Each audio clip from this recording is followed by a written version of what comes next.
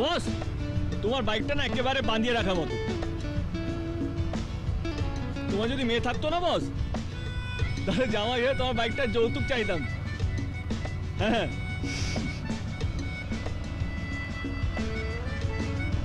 বস রেগে গেলে নাকি? কি বস রেগে গেলে নাকি?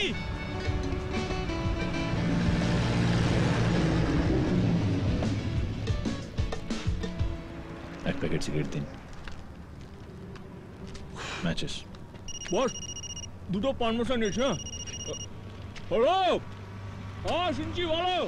হ্যালো, হিরো হন্ডার খবর কি?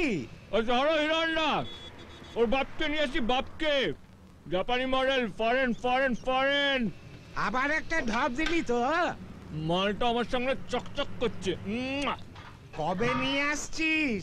মালটা গরম পড়ে যাচ্ছে, তার আগে হাত সাফাই করে নেবো।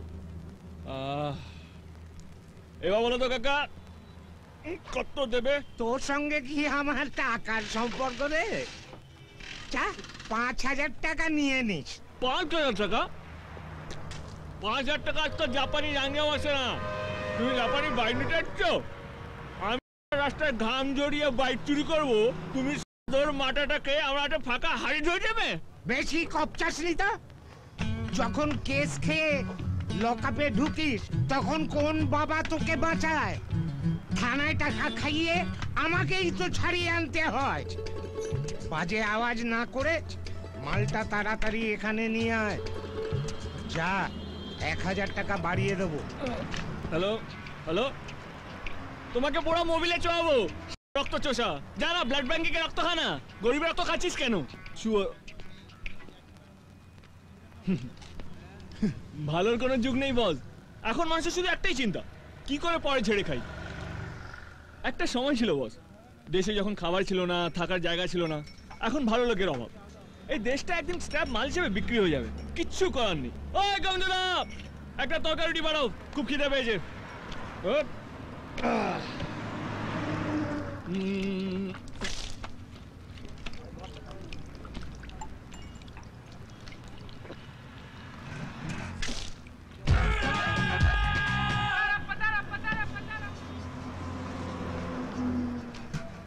আমার বাইকটা বিক্রি করলে এর চেয়ে বেশি কিছু পাবে না। আমার সঙ্গে এতটা আসার জন্য ধন্যবাদ।